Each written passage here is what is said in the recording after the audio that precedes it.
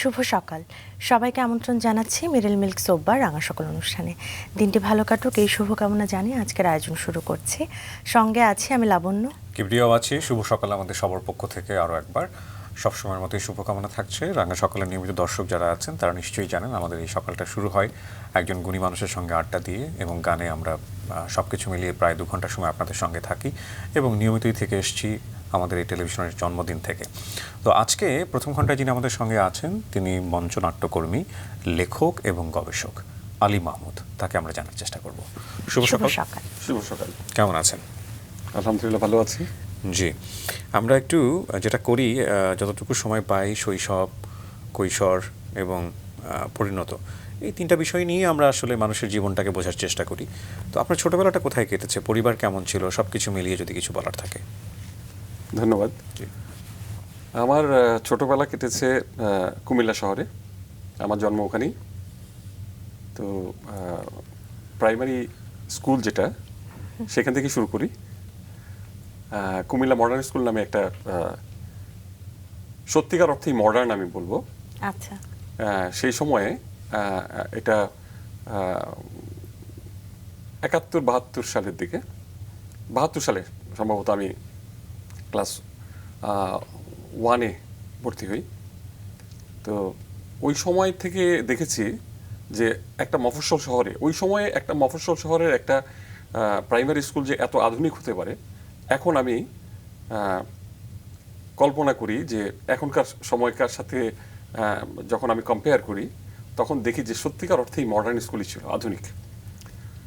কারণ ওই সময় ওই ছোট্ট একটা স্কুলে আমার শিক্ষক হিসেবে যাদেরকে আমি পেয়েছিলাম সব অসাধারণ গুণী মানুষ ছিলেন।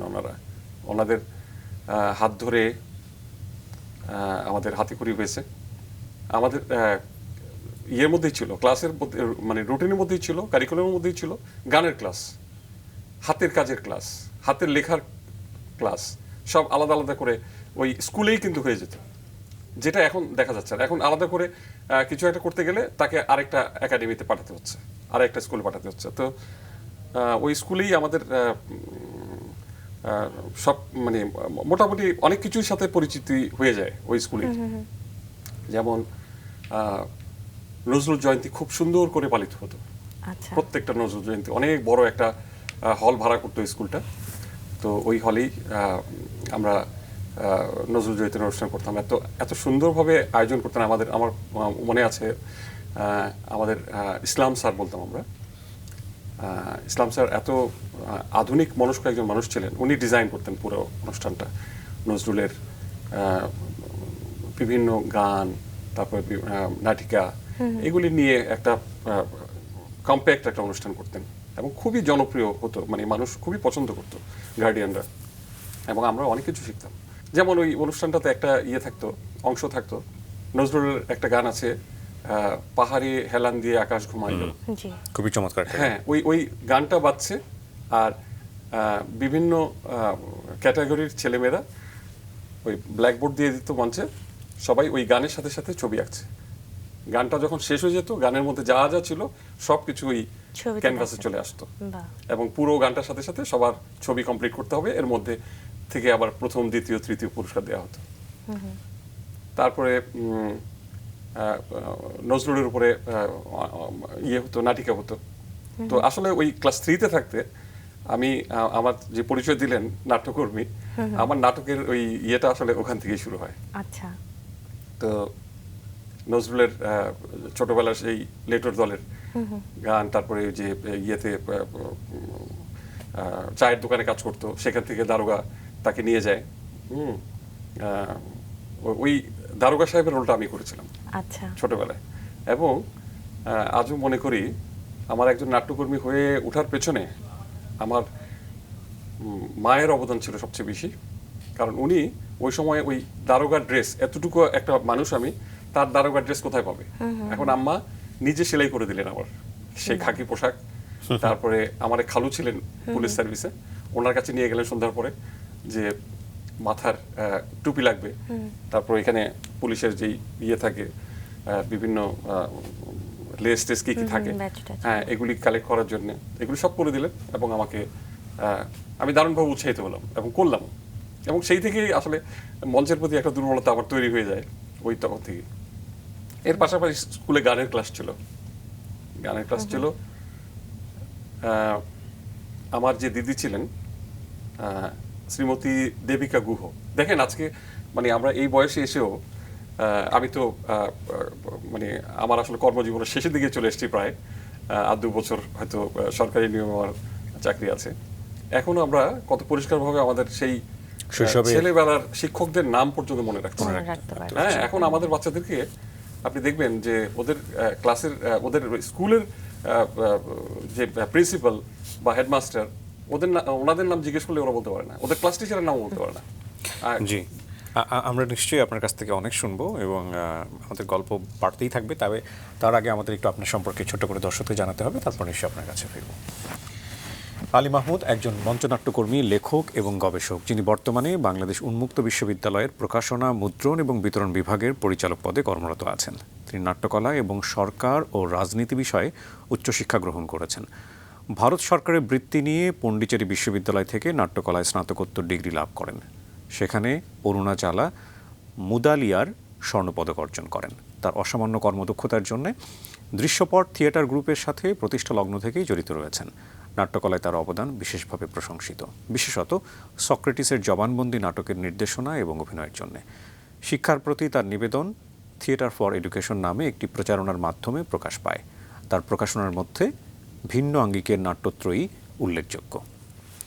থিয়েটার কর্মজীবন ছাড়াও তিনি ইলেকট্রনিক গভর্নমেন্ট প্রকিউরমেন্ট ব্যবস্থাপনার একজন বিশেষজ্ঞ। জি, শেষে যেটা বলছিলাম এটা বোধহয় আপনার পেশা, ইলেকট্রনিক গভর্নমেন্টের যেটা। আমি যেখানটায় আমরা ছিলাম যে আপনার পড়াশোনার বাইরেও এই যে সামাজিক কিংবা সাংস্কৃতিক বলে এক ধরনের বড় হয়ে ওঠার যে গল্পটা শুনি আমরা, তারপর কি হলো? এই তো ওই স্কুল থেকেই আসলে আমাদের গ্রুমিংটা হয়ে যায়। তো ওই যে আমার দিদির কথা বলছিলাম, শ্রীমতী দেবিকা গুহ আমার ক্লাস টিচার ছিলেন, হাতে করি ওনার হাতেই। তো ওই সময় ওই যে বললাম যে ক্লাসেই আমাদের রুটিনের মধ্যেই থাকতো গানের ক্লাস, তো উনি আমাদের গানও শেখাতেন। আচ্ছা। তো আমি জানি না কি এক অজানা কারণে উনি ক্লাসে আমাকে ডেকে নিতেন। হ্যাঁ, ওই শুধুমাত্র ওই ক্লাসেই কিন্তু আমার ওনার সাথে দাঁড়িয়ে গান করার একটু সুযোগ হয়েছিল। আচ্ছা। এবং আমি মনে করি আসলে সেটা হচ্ছে প্রত্যেকটা মানুষের জীবনে সুর থাকাটা অত্যন্ত জরুরি। তাল, লয়, এই জিনিসগুলি প্রত্যেকটা মানুষের জীবনে খুবই জরুরি, এবং এটা ছোটবেলা থেকেই আসলে মানুষের মনের মধ্যে গেঁথে দেওয়া উচিত। বিশেষ করে সুর যদি কেটে যায় মানুষের, তাহলে সেই মানুষ আর মানুষ হয়ে ওঠে না। এটা আমার বিশ্বাস থেকে বলছি আমি। কারণ ওই দিদিমণি আমার ভিতরে যে সুরটা দিয়ে দিয়েছিলেন, সেইটা ধরেই কিন্তু আমি এখনো মঞ্চে, কারণ আমার মঞ্চে যখন আমি পারফর্ম করি, সংলাপ বলি, প্রতিটা সংলাপের মধ্যেই কিন্তু সুর আছে, তাল আছে, কোথায় উঠতে হবে, কোথায় নামতে হবে, হ্যাঁ, কত জোরে আমাকে সংলাপটা দিতে হবে, কত আস্তে দিতে হবে, এই জিনিসগুলি ওখান থেকে আমি কিছুটা পেয়েছি, এবং সুরটা। কিন্তু এরপরে কিন্তু গান শেখার কোনো সুযোগ আমার হয়নি। আচ্ছা। তো দিদি পাশে দাঁড়িয়ে আমাদেরকে গান শেখাতেন, ওই সুরটা ঢুকিয়ে দিয়েছিলেন মাথার মধ্যে, তো যেটা আমরা হৃদয়ে এখনো ধারণ করি। তো দিদিকে ভুলে যাইনি আমি। প্রায় 45 বছর পরে আমি ওনাকে খুঁজে বের করেছি। কারণ ওই যে আমি এটা আলাপ প্রসঙ্গে পরে বলবো, সেটা হচ্ছে বিশ্ব শিক্ষক দিবস উদযাপন করি আমরা প্রতি বছর, আমার দল। ওই বিশ্ব শিক্ষক দিবসে সম্মাননা দেওয়ার জন্য আমি ওনাকে খুঁজে বের করেছিলাম, এবং উনি খুঁজতে খুঁজতে ওনাকে আমি পেয়েছি সিলেটে। এবং হ্যাঁ, ওনাকে পরে আমরা মঞ্চে পেয়েছি, শিল্পকলা একাডেমির প্রোগ্রাম ছিল, ওই অনুষ্ঠানটাতে সিরাজ ইসলাম স্যারও ছিলেন, ওনাকে আমরা সম্মাননা দিয়েছি। তো উনি এত বেশি আবেগ আপ্লুত হয়ে গিয়েছিলেন আমার দিদি, যে তুমি এত বছর পরে আমাকে খুঁজে বের করে এখানে এনেছো, আমার জীবনে তো আর মানে আর কিছু পাওয়ার নেই। একজন ছাত্র যখন তার শিক্ষককে এনে এইভাবে সম্মানিত করে, তো যাই হোক, এটা আমার জন্য একটা বিরাট পাওয়া ছিল, দিদিকে আনতে পেরেছিলাম। চমৎকার একটা অভিজ্ঞতা, চমৎকার একটা স্মৃতি বলবো। একটু পরিবারের কথা শুনতে চাই, মার কথা শুনছিলাম তখন। জি, আমার মার কথা তো বললাম, আমার বাবাও খুবই আধুনিক মনস্ক একজন মানুষ ছিলেন, ব্যবসায়ী ছিলেন। তো ছোটবেলা থেকে দেখতাম যে উনি আমাদেরকে পরিপূর্ণ স্বাধীনতা দিতেন যে কোনো কাজে, যে করো, তোমার যেটা ভালো লাগে সেটা করো। যেমন এই যে আমি কিন্তু ছোটবেলা থেকে কাব, স্কাউটিং এগুলি সব করতাম এবং প্রচুর খেলাধুলা করতাম। তো স্কাউটিং বা ওই কাবের যে ইয়েগুলি হয়, ক্যাম্পগুলি হয় বিভিন্ন জায়গায়, বিভিন্ন ডিস্ট্রিক্ট শহরে বা তখন ইয়েতে বিভাগীয় শহরগুলিতে হতো। তো ক্যাম্পে যেতে হতো, তাঁবুতে থাকতে হতো। হ্যাঁ, রাতে হয়তো দেখা গেল 3 দিন 4 দিন আমরা কোথাও চলে গেলাম। একবার মাইজ দিতে হয়েছিল, তারপর রংপুরে হয়েছিল, সে কুমিল্লা থেকে রংপুর, চিন্তাই করা যায় না। তো আব্বা কিন্তু পারমিশন দিতেন, হ্যাঁ যাও, এবং খুবই এনকারেজ করতেন। তো খেলাধুলা তো সাংঘাতিকভাবে এনকারেজ করতেন, কারণ আমার বাবা নিজেও একজন ফুটবলার ছিলেন, খেলতেন কলেজ লাইফে। তো যে কারণে আমার একটা লম্বা সময় কিন্তু মাঠেও কেটেছে। হ্যাঁ, আমি যখন কুমিল্লা জেলা স্কুলে পড়ি, জেলা স্কুলে আমি আমার ফুটবল টিম এবং হকি টিম দুটোতেই আমি রিপ্রেজেন্ট করেছি। যেসব টুর্নামেন্টগুলি হতো ওই দলে আমি থাকতাম। তো ওই খেলার প্রসঙ্গ ধরে আমি একটা কথা বলি, যে আমাদের শিক্ষকদের কথা বলি। আমি যখন জেলা স্কুলে ক্লাস 9-এ পড়ি, তখন ইন্টার স্কুল হকি টুর্নামেন্টে আমাদের খেলা পড়েছে চিটাগংয়ের সেন্ট প্লাজির স্কুলের মাঠে। ওখানে আমরা খেলতে যাব, আমরা খুবই এক্সাইটেড। তখন কুমিল্লা জেলা স্কুলের হেডমাস্টার ছিলেন মহিবুল্লাহ স্যার। আচ্ছা, মহিবুল্লাহ স্যার। তো তখন একটা ইয়ে ছিল যে ওই সমস্ত রেজিস্ট্রেশন করতে হবে আগে, সবগুলি টিমের প্লেয়ারদের সব ছবি সহ ফর্ম ফিল আপ করে জমা দিতে হবে ইয়ের কাছে, কমিটির কাছে, ওরা ইয়ে করবে। তো এখন অন্যান্য স্কুল যেটা করতো সেটা হচ্ছে ওরা বাইরের কিছু প্লেয়ার নিত যারা লিগে খেলতো বড়, ওদেরকে হয়তো একটু ইয়েটে করে মেকআপ টেকআপ করে শেপ টেপ করে কম বয়সে সাজিয়ে ওরা রেজিস্ট্রেশন করে ওই স্কুলে খেলাতো ভালো ভালো প্লেয়ার। তো আমাদের জেলা স্কুলের যে গেম টিচার ছিলেন, উনি চিন্তা করলেন যে টিম নিয়ে যাচ্ছি, একটু ভালো রেজাল্ট তো করতে হবে। তো উনি কি করলেন, কুমিল্লা লিগে খেলতে এরকম ছোটোখাটো 2জন প্লেয়ারকে সিলেক্ট করে উনি আমাদের সাথে ছবি টবি তুলে ওই ফাইলের মধ্যে ওই 2জনের ছবিও দিয়ে দিলেন, এই ফর্মও দিয়ে দিলেন।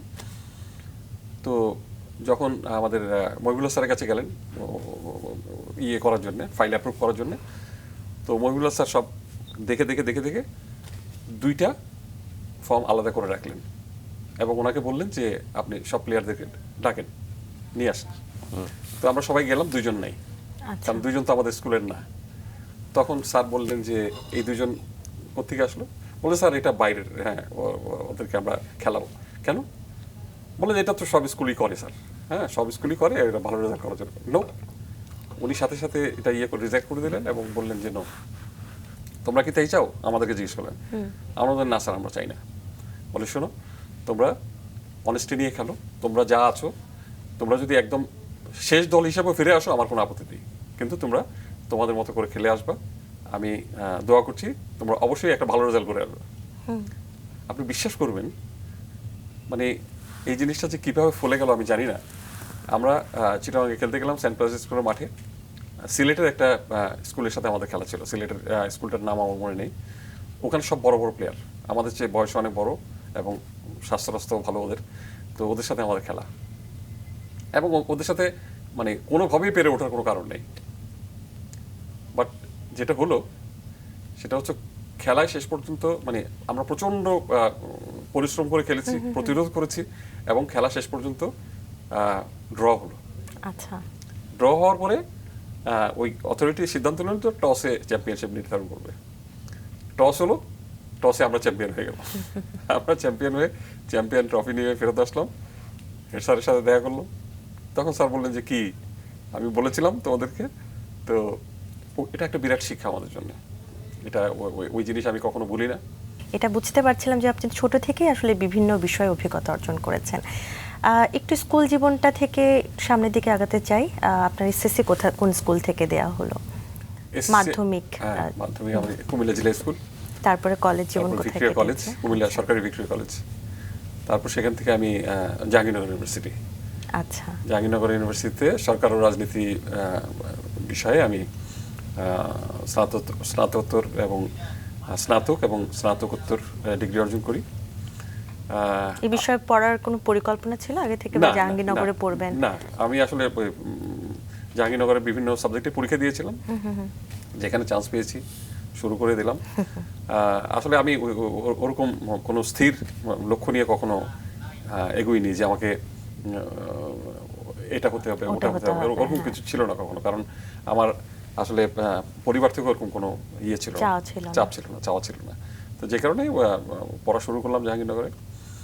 তো যেটা হলো, জাহাঙ্গীরনগরে গিয়ে আমার লাইফটা পুরো উল্টো হয়ে গেল।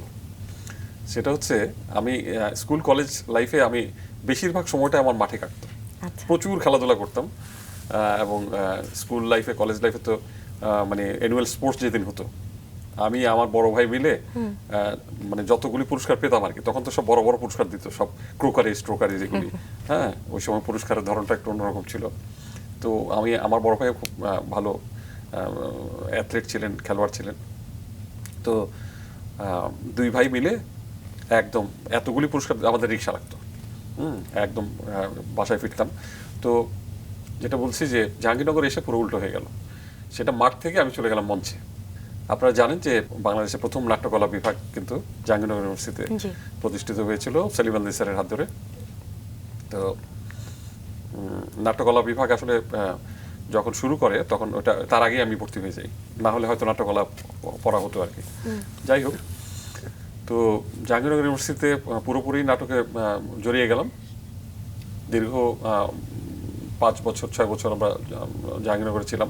ওই সময় আবার এরশাদ বিরোধী আন্দোলন, প্রচণ্ড এরশাদ বিরোধী আন্দোলন, আমরা পুরোপুরি আন্দোলনের সাথে ছিলাম, সম্পর্কিত ছিলাম।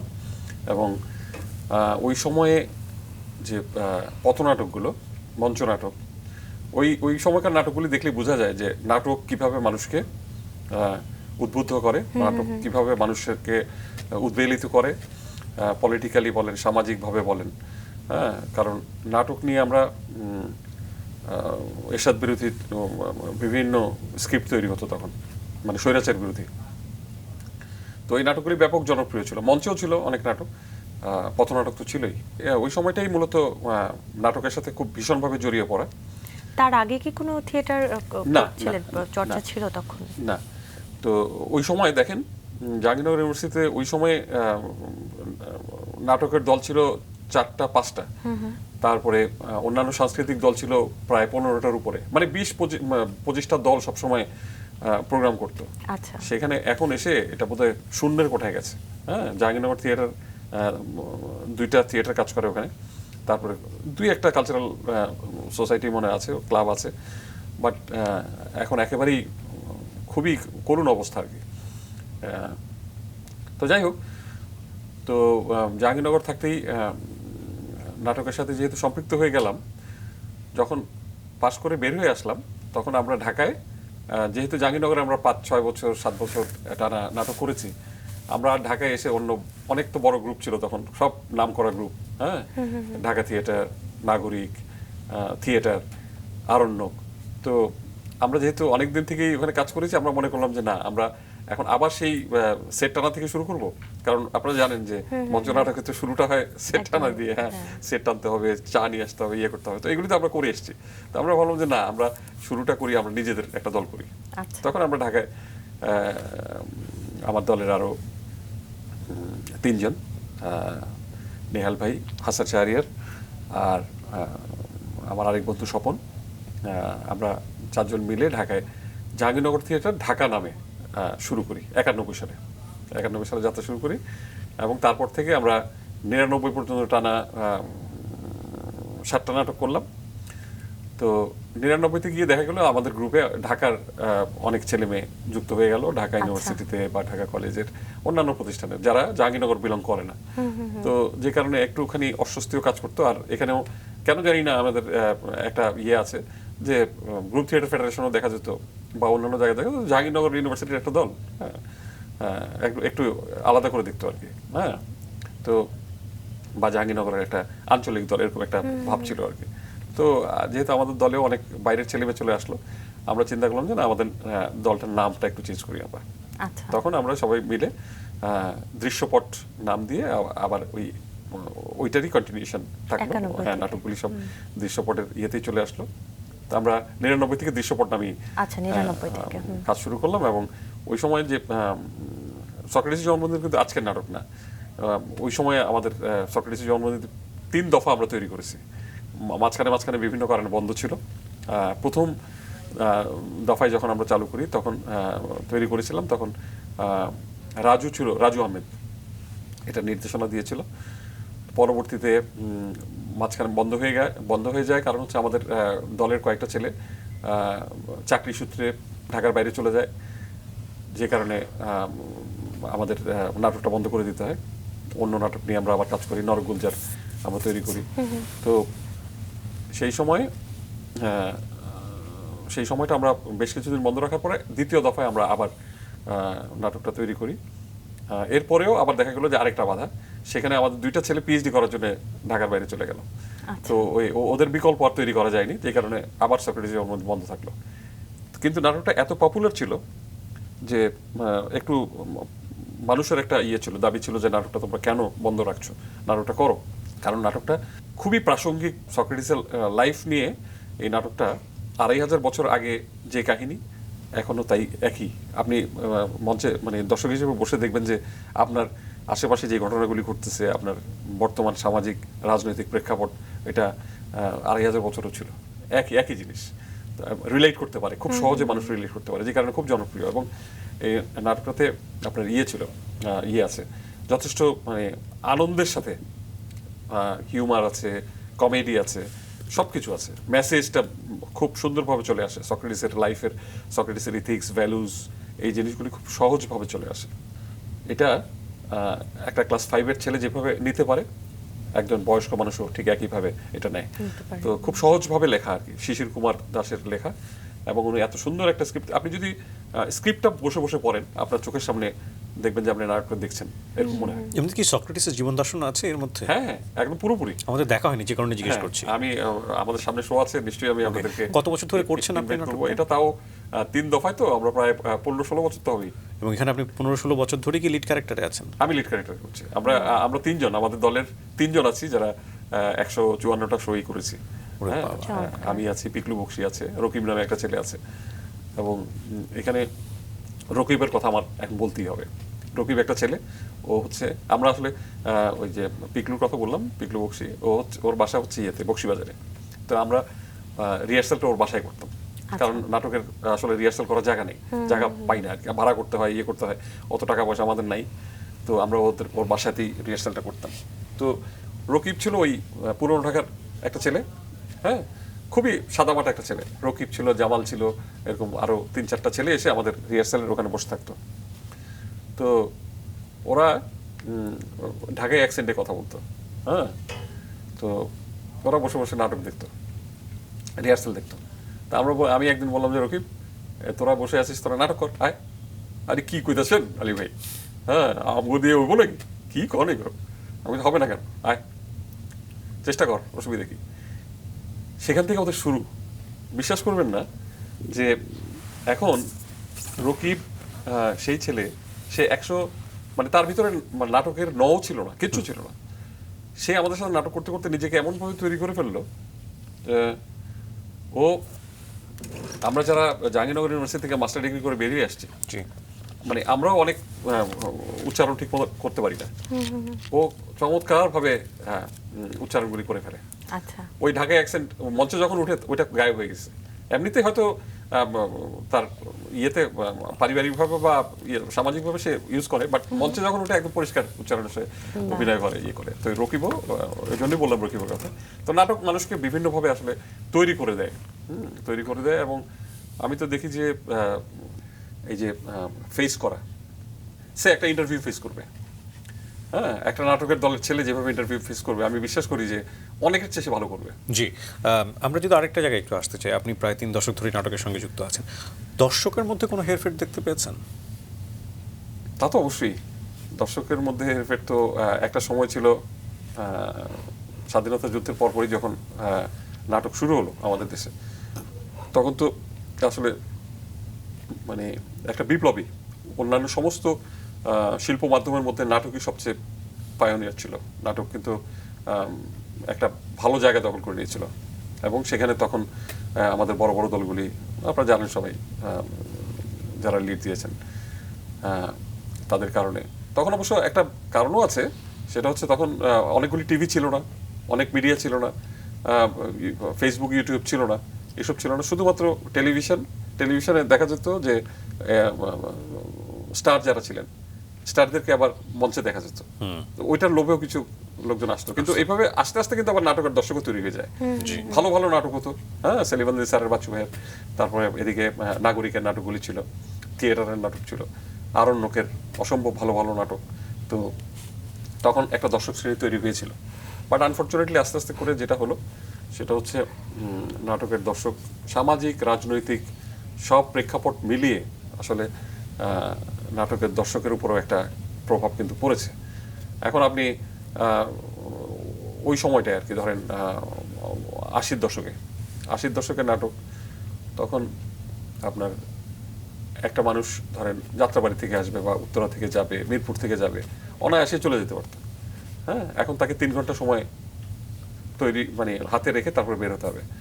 এখন তারপরে হচ্ছে এক জায়গা থেকে এক জায়গায় যাওয়ার তো সময়ের একটা ব্যাপার আছেই, তারপরে একটা অর্থনৈতিক ব্যাপারও আছে। হ্যাঁ, তার আসা যাওয়ার খরচ, নাটক, তারপরে তো আমরা দর্শনের বিনিময়ে নাটক করি, ওখানে একটা খরচ আছে। তো মানুষের আমাদের মূল দর্শক যেটা তৈরি হয়েছিল সেটা কিন্তু মধ্যবিত্ত শ্রেণী। মেরিল মিল্ক সোববার রাঙা সকাল অনুষ্ঠানে 2 থেকে 7 বছরের শিশুদেরকে জন্মদিনের শুভেচ্ছা জানানো হয়। আগ্রহী অভিভাবকগণ জন্মদিনের 7 দিন আগে শিশুর ছবি, নাম, যোগাযোগের ঠিকানা, জন্মসনদের অনুলিপি ও ফোন নাম্বার পাঠিয়ে দিন এই ঠিকানায়। প্রযোজক রাঙা সকাল, মাছরাঙা টেলিভিশন, 2 বীরুত্তম জিয়া রহমান রোড, বনানী, ঢাকা 1213। এছাড়া ইমেল করতে পারেন rangaShokal@মাছরাঙা.tv এই ঠিকানায়। দর্শক, আজ আমাদের সঙ্গে আছেন মঞ্চনাট্যকর্মী, লেখক ও গবেষক আলী মাহমুদ। তার কাছে আবারও ফিরছি। আমরা আপনার কাজের জায়গাটা নিয়ে কথা বলছিলাম এবং বিশেষ করে থিয়েটার, নাটক এগুলো নিয়ে কথা বলছিলাম। সেই সাথে সক্রেটিসের জবানবন্দি, সেই বিষয়েও কথা বলছিলাম। তো একটু আপনার মুখে কিছু ডায়লগ শুনতে পারলে সেটাও খুব ভালো লাগতো গল্পের ফাঁকে ফাঁকে। এই মুহূর্তে যদি আপনার কাছে কোনো একটা ডায়লগ শুনতে চাই। আচ্ছা, মঞ্চে তো আমি আসলে সক্রেটিসের গেটআপে থাকি, 70 বছরের বুড়ো।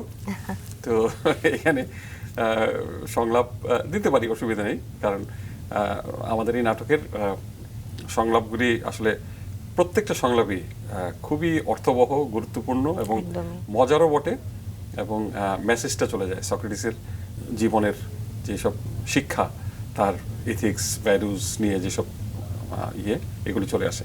ঠিক আছে, আপনারা যখন শুনতে চেয়েছেন আমি চেষ্টা করছি, হয়তো মঞ্চের মতো ওইভাবে আসবে না, তারপরে বলছি। এটা হচ্ছে একটা ফোকাল পয়েন্ট নাটকটার। সেখানে সক্রেটিসের বিচার চলছে, তো সবাই তার বিরুদ্ধে অভিযোগ আনছে, তো তাকে অপদস্থ করার চেষ্টা করছে বিচার সভায়। তো উনি তো নিজেই নিজের করতেন, জবানবন্দি দিতেন, নিজেরটা নিজেই করতেন আর কি। তো যাই হোক, তো সেখানে ওনাকে অন্যরা যারা তার বিরুদ্ধে অভিযোগ এনেছে তাকে খুব টিজ করছে, জ্ঞানী জ্ঞানী বলে আর কি। হ্যাঁ, মানে জ্ঞানী, উনি খুব এটা সেটা উনি জাহির করেন নিজেকে, এসব। তো তখন উনি বিচারককে বলছেন তার সম্বন্ধে যে, জানেন, আমার এক বন্ধু হঠাৎ গিয়েছিলেন দেলফিতে দৈববাণী শুনতে। দেলফির মন্দিরে নাকি দৈববাণী হয়েছে পৃথিবীর সবচেয়ে জ্ঞানী লোক হলো সক্রেটিস। সবাই হেসে দিল। আশ্চর্য, আমি সবচেয়ে জ্ঞানী, অথচ আমি তো মুখ্য সূক্ষ্ম লোক কিছুই জানি না। তাহলে আমাকে সবচেয়ে জ্ঞানী বলা হলো কেন? ভাবলাম দৈববাণীর নিশ্চয়ই কোনো মানে আছে, আর সেই মানেটাই খুঁজে বার করতে হবে। তখন আমি করলাম কি জানেন, অ্যাথেন্সের যারা জ্ঞানীগুণী আছেন এক এক করে তাদের সবার কাছে যেতে আরম্ভ করলাম। যারা কবি, শিল্পী, দার্শনিক, সবার কাছে গেলাম। এদের কাছে গিয়ে আমি নানা বিষয়ে জানতে চাইলাম। আশ্চর্য দেখলাম, এদের প্রত্যেকের জ্ঞানের প্রচণ্ড অহমিকা। তারা কেউ জানে না তারা যতটুকু জানে তার চেয়ে অনেক অনেক বেশি তাদের অজানা। তারা কেউ জানে না যে ওনারা জানেন না। তখনই দৈববাণীর মানে আমার কাছে জলের মতো সোজা হয়ে গেল। সত্যি আমি জ্ঞানী, কারণ আমি জানি যে আমি জানি না, অন্তত এইটুকু জ্ঞান আমার আছে। বিউটিফুল। একটা জিনিস আমি একটু মনে হলো, সক্রেটিসের খুব বিখ্যাত বাণী হচ্ছে নো দাই সেলফ, নিজেকে জানো। আমি জানি আমি জানি না, এগুলো কি তাহলে আপনাদের মতো করে এই নাটক যখন লেখা হয় তখন ইম্প্রোভাইজ করা, নাটকের স্ক্রিপ্টগুলো কি সেই আঙ্গিকেই করা হয়? এই নাটকটা তো মানে সক্রেটিস যদি বলে যে আমি যাচ্ছি অমুকের কাছে, এটা কি সক্রেটিস তার জীবনে গিয়েছিলেন? এর আছে সক্রেটিসের মধ্যে, নাকি ওই বাণীটাকে ফোকাস করেই আলটিমেটলি পিছনে নাটকটা সাজানো হয়েছে? এক্স্যাক্টলি। ওকে ওকে, সো এটাও একটা খুব ইন্টারেস্টিং। আসলে নাটক আমার খুব একটা দেখা হয়নি, যে কারণেই প্রশ্নটা এভাবে করা। তো আমার মতো দর্শক অনেক আছেন আজকে টেলিভিশনের সামনে। নাটক আসলে একটা বিশেষ শ্রেণীর মানুষের দর্শনের বিষয়, আমরা যেটা দেখে এসেছি সবসময়, এবং এর বাইরের বলয়টা আসলে নাটক ভাঙতে পারেনি। আপনি কি বলবেন? না, এটা সবসময় ঠিক আমি বলবো না, কারণ বিভিন্ন আঙ্গিকের তো নাটক হয়েছে। হ্যাঁ, বিভিন্ন আঙ্গিকের নাটক হয়েছে, ঐতিহাসিক নাটক, রাজনৈতিক নাটক। হ্যাঁ, ভাঙতে পারিনি। আমি কিছুক্ষণ আগেই বলেছি যে নাটক কিভাবে প্রভাবিত করে মানুষকে।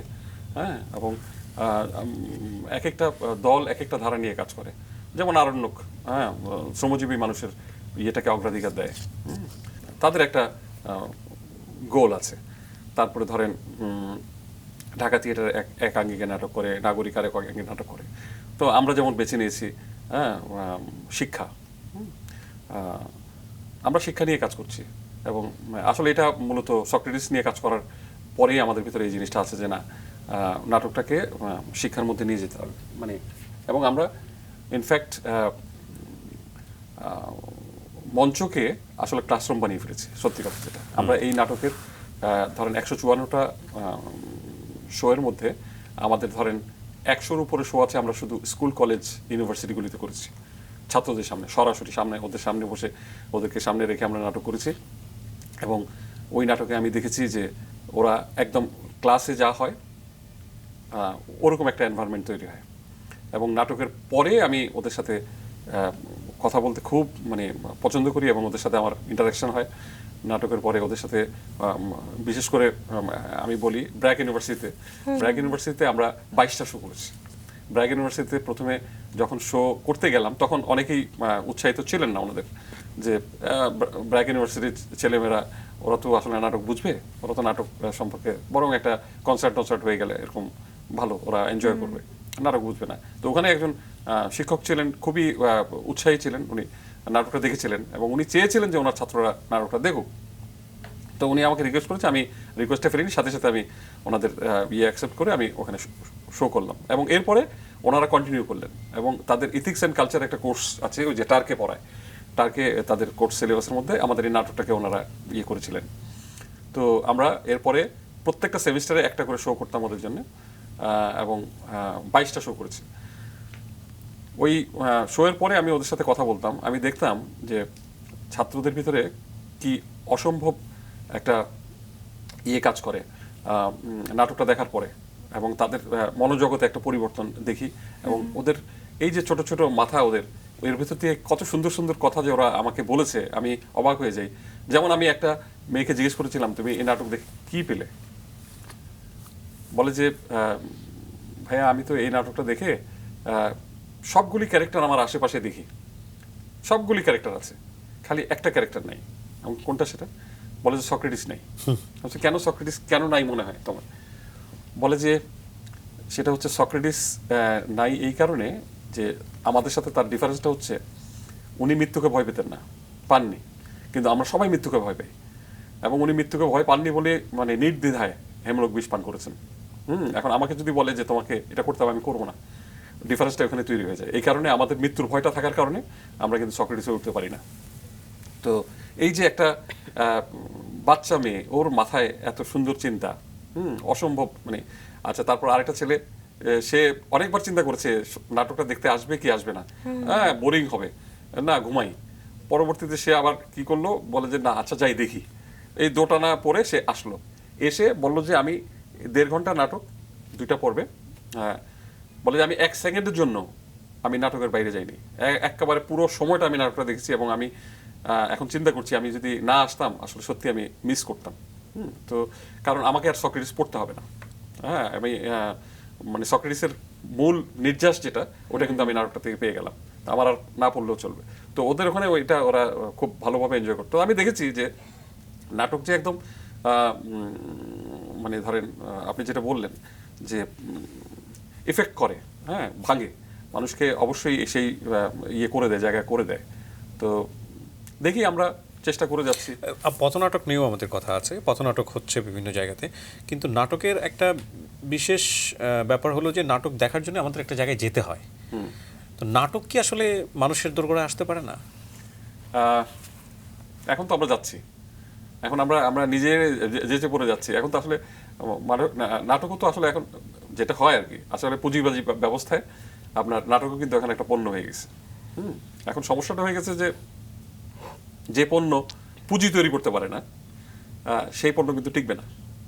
আপনাকে সেটা টিকাতে হলে পুঁজি তৈরি করতে হবে। কিন্তু নাটকের যেহেতু আমরা তৈরি করতে পারতেছি না, যে কারণে নাটকের আজকের এই অবস্থা, নাটকের দর্শক তৈরি করতে পারতেছি না, নাটক থেকে আমরা ইনকাম করতে পারছি না।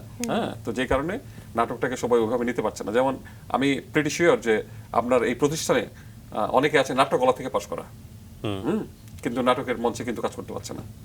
বা আমি চিনি অনেকেই আছেন এরকম। এবং দেখেন নাট্যকলা বিভাগ কিন্তু এখন প্রত্যেকটা বিশ্ববিদ্যালয়ে আছে।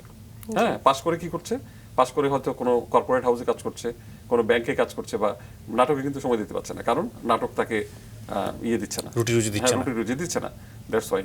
তো আমরা কিন্তু এখন যাচ্ছি, আমরা গিয়ে গিয়ে নক করছি যে আমরা নাটকটা দেখাতে চাই, ফেরিয়ালার মতো আর কি। তো অনেক জায়গায় আমরা করতে পারছি। তো ইচ্ছা আছে যে এই নাটক নিয়ে আমরা আরো বহুদূর যাব। এরপরে আরো কিছু পরিকল্পনা আছে আমাদের। যেমন এই যে আসলে স্টুডেন্ট লাইফ থেকেই মানুষের মধ্যে এই যে আমাদের যেটা খুব অভাব হয়ে গেছে, সিম্প্যাথি বলেন, এমপ্যাথি বলেন, এই জিনিসগুলি আসলে একটু এইসব ইয়ে থেকে আমরা অনেক দূরে সরে যাচ্ছি। তো এইগুলি তৈরি করার জন্য আসলে নাটক অনেক বড় একটা মাধ্যম হতে পারে আর কি। কারণ এখানে যদি আপনি নাটকের একটা আবহাওয়ার মধ্য দিয়ে ছেলে মেয়েদেরকে নিয়ে যাওয়া যায়। যেমন আমি সক্রেটিসকে আমি বলবো অত্যন্ত সাকসেসফুল একটা নাটক। ওই হ্যামিলিয়নের বাসিয়ালার মতো কিন্তু ছাত্রছাত্রীদেরকে নিয়ে যাচ্ছে সত্যি। এবং আমরা ওইটা থেকে অনুপ্রাণিত, বারবার মনে করি যে আর পারবো না, অনেক হয়েছে। কিন্তু এরপরে যখন ছেলে মেয়েদের উৎসাহ দেখি তখন আবার ব্যাক করি।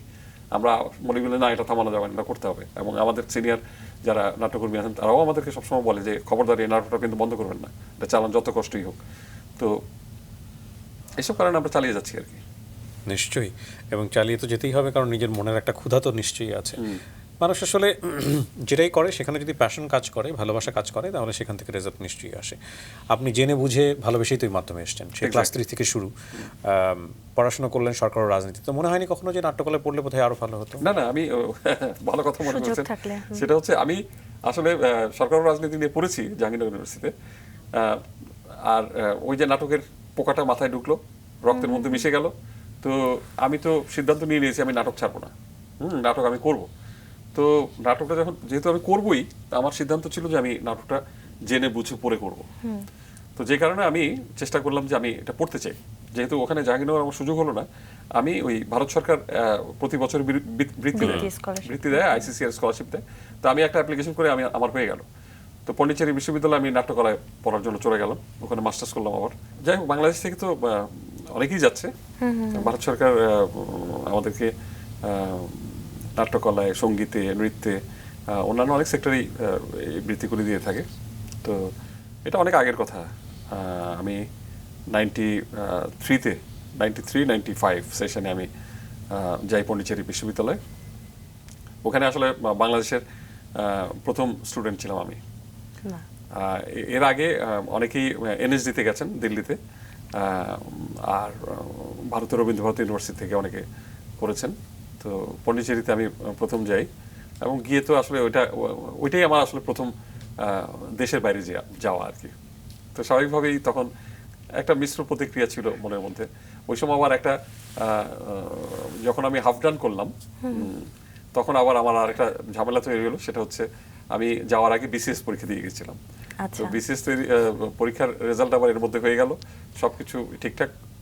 আমাকে অ্যাপয়েন্টমেন্ট লেটার পাঠিয়ে দেওয়া হলো, আমাকে বলা হলো যে নোয়াখালীর কবিরহাট কলেজে জয়েন করতে হবে। তখন আমি পন্ডিচেরিতে হাফ ডান আমার মাস্টার্স। তো আমার বাবা তো মারা গেছেন অনেক আগে, তো বড় ভাই আমাকে তখন তো ইমেল ছিল না, মোবাইল ছিল না, কিচ্ছু ছিল না।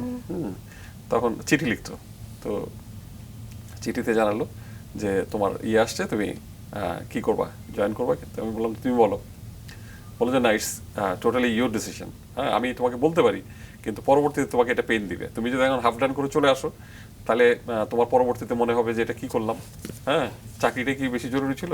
আবার যদি এটা ছেড়ে দাও, তখন মনে হচ্ছে না চাকরিটাই তো জরুরি ছিল, এটা কি দরকার ছিল। সো পরবর্তীতে এটা তোমাকে ইয়ে করবে, মানে আমাকে হয়তো তুমি ব্লেম করতে পারো। সো তুমি সিদ্ধান্ত নাও। তখন আমি আমার ডিপার্টমেন্টের চেয়ারম্যান যিনি ছিলেন, তামিল ফোক সিঙ্গার, খুব নাম করা,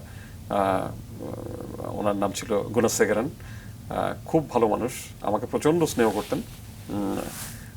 তো ওনাকে আমি বললাম যে স্যার আমি কি করব। বলে যে তুমি তো বিসিএস করেছো, আমাদের আইসিএস এখানে পরীক্ষাও কিন্তু অনেক টাফ চাকরি পাওয়াটা, তুমি ওখানে পেয়েছো, তো আমার তো মনে হয় এটা স্কোপটা ছাড়া ঠিক হবে না। তুমি যাও, জয়েন করো, জয়েন করে একটা ছুটির চেষ্টা করো, হ্যাঁ, আর বাকি তোমার এখানে যা একটু ইয়ে হবে আমি তোমাকে হেল্প করবো, ম্যানেজ করে দেবো, তুমি যাও, গিয়ে ছুটি নিয়ে আসো। তো যাই হোক, পরবর্তীতে আমি ওনার পারমিশন নিয়ে এসে জয়েন করে আমি এখানে ব্যবস্থা করে তারপর আবার ব্যাক করলাম।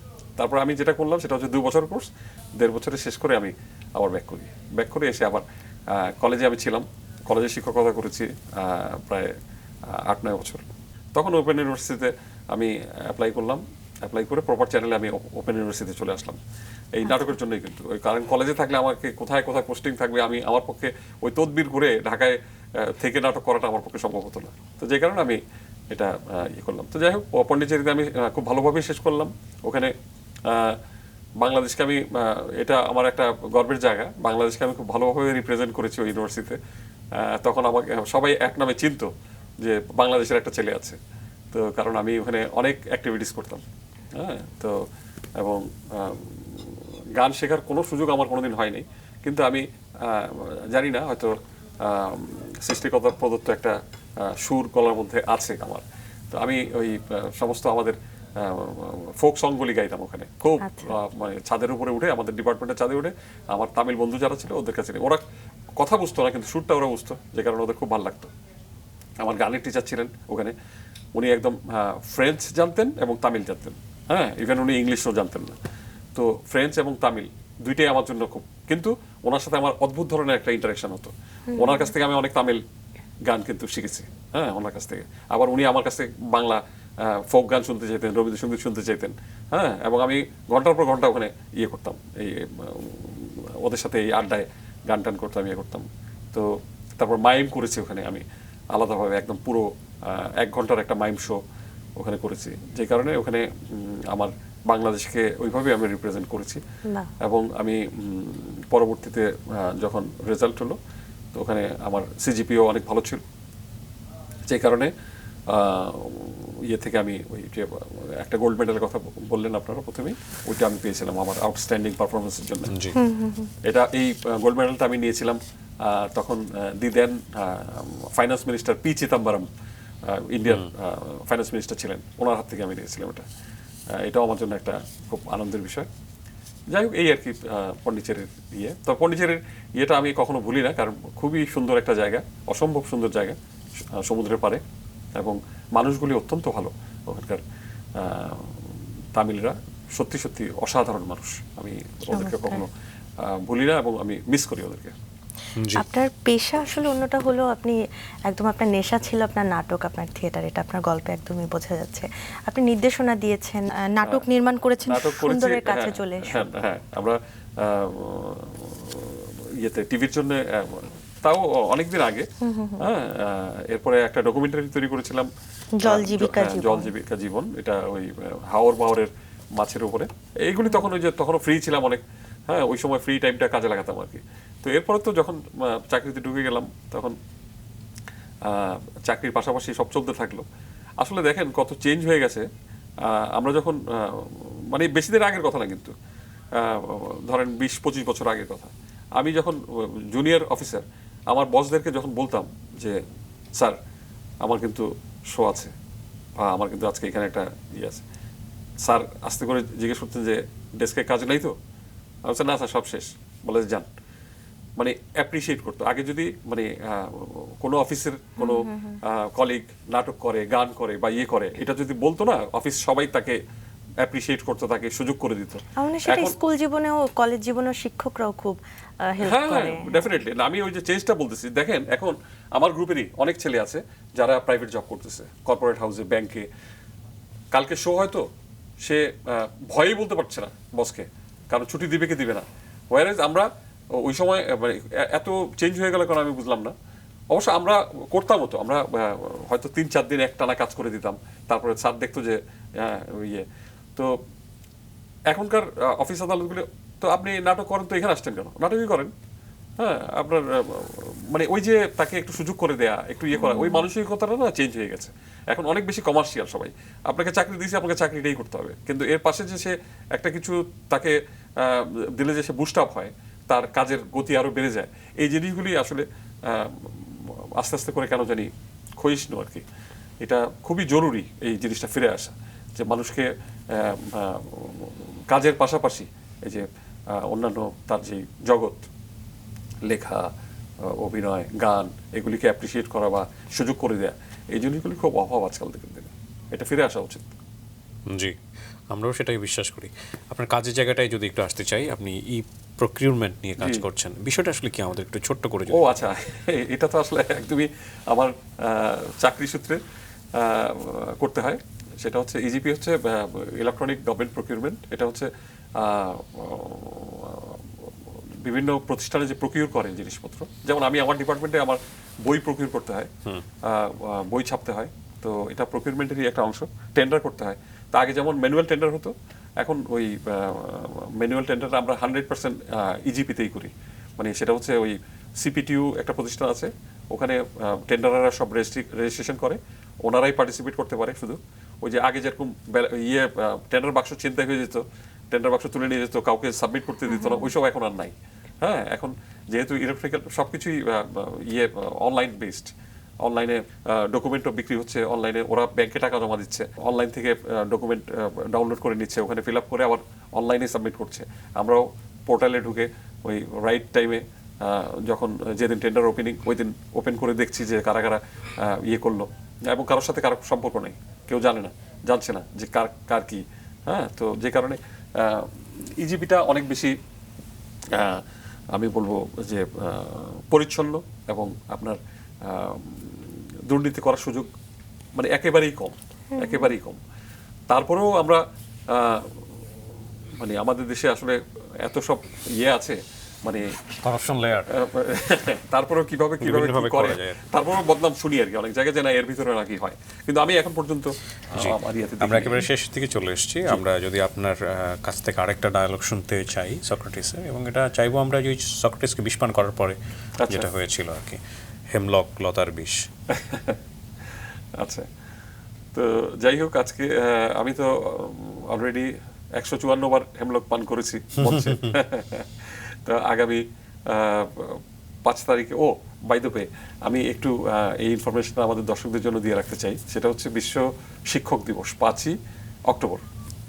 5 অক্টোবর এটা ইউনেস্কো ডে, বিশ্ব শিক্ষক দিবস। আমরা যদিও নাটকের দল, কিন্তু আমরা এই দিবসটি 13 সাল থেকে রেগুলার বেসিসে আমরা এটা পালন করে থাকি, এবং ওই দিনটাতে আমরা সকল শিক্ষকের শিক্ষক সক্রেটিসকে নিয়ে যে নাটক সক্রেটিসের জবানবন্দি, ওই নাটকটি আমরা মঞ্চায়ন করি, এবং ওই দিনটাতে আমরা আমাদের শিক্ষক যারা আছেন, দেশের বরেণ্য শিক্ষক, তাদেরকে আমন্ত্রণ জানাই, এবং সেটা বিশ্ববিদ্যালয়, কলেজ, ইভেন প্রাইমারি পর্যায়েও আমরা তাদেরকে আমন্ত্রণ জানিয়ে ওনাদেরকে সম্মানিত করি, আমরা সম্মাননা প্রদান করি। তো এইবারও 5 তারিখে আমাদের একটা অনুষ্ঠান আছে, এটার ভেন্যুটা হবে মহিলা সমিতি মিলনায়তনে সন্ধ্যায়, 5 অক্টোবর শনিবার। তো আমি আপনাদেরকে এই সুযোগে আমন্ত্রণ জানিয়ে রাখছি, আপনারা অবশ্যই আসবেন। এবং আমি আপনার অনুরোধে সক্রেটিসের জবানবন্দি নাটকের শেষ সংলাপটি বলার চেষ্টা করছি। সক্রেটিসের শেষ সংলাপটা তো আপনারা অনেকেই জানেন, সেটা হচ্ছে the hour of departure has arrived, ওইটারই আমরা বাংলা করে বলি আর কি। বন্ধুগণ, বিদায়ের সময় সমাগত, আমরা চলেছি যে যার পথে, আমি বেছে নিয়েছি মৃত্যুকে, তোমরা জীবন, কোনটি উত্তম একমাত্র ঈশ্বরই তা জানেন। এরপরে আর কিছু ছিল না, মানে সক্রেটিস কি হেমলক লতার বিষ পান করার পর আসলে ডায়লগ দিয়েছিলেন বা না? এরকম কিছু এরপরে আছে? ওই যে মানে হ্যাঁ, এরপরে তার যেটা হচ্ছে সেটা হচ্ছে তার ওই হেমলক পান করার পরে তার তো ওইটা তার রক্তের সাথে মিশতে হয়, একটা সময় লাগে। তখন তাকে বলা হয়েছিল যে তাকে হাঁটতে হবে। হ্যাঁ, তখন ওটা উনি বলেছে এটা কি মানে নিয়ম, এটা কি আইন? হ্যাঁ, হাঁটলে কি দ্রুত মিশে যাবে এটা? হ্যাঁ, তাকে হাঁটতে হবে, সার্কুলেশন, ব্লাড সার্কুলেশন হবে। তো আচ্ছা। হ্যাঁ, হাঁটতে যাতে সে দ্রুত মারা যায় আস্তে আস্তে কিন্তু, হ্যাঁ। অনেক অনেক ধন্যবাদ। আমরা ঘন্টাখানেক সময় পার করলাম, সময় কত দ্রুত চলে যায় আমার মনে হয় দর্শক যারা ছিলেন তারাও বুঝতে পেরেছেন। অনেক ভালো থাকবেন আপনি এবং আপনার কাজ আর আপনার ব্যক্তি জীবনের জন্য অনেক অনেক শুভকামনা থাকছে। ওকে, আপনাদেরকেও ধন্যবাদ, এবং যারা এতক্ষণ দেখলেন, এবং রাঙা সকালের জি। সমস্ত দর্শকদের জন্য আমার পক্ষ থেকে এবং আমার নাটকের দল দৃশ্যপটের সবার পক্ষ থেকে সবাইকে শুভকামনা এবং শুভেচ্ছা জানাচ্ছি। ধন্যবাদ। ধন্যবাদ।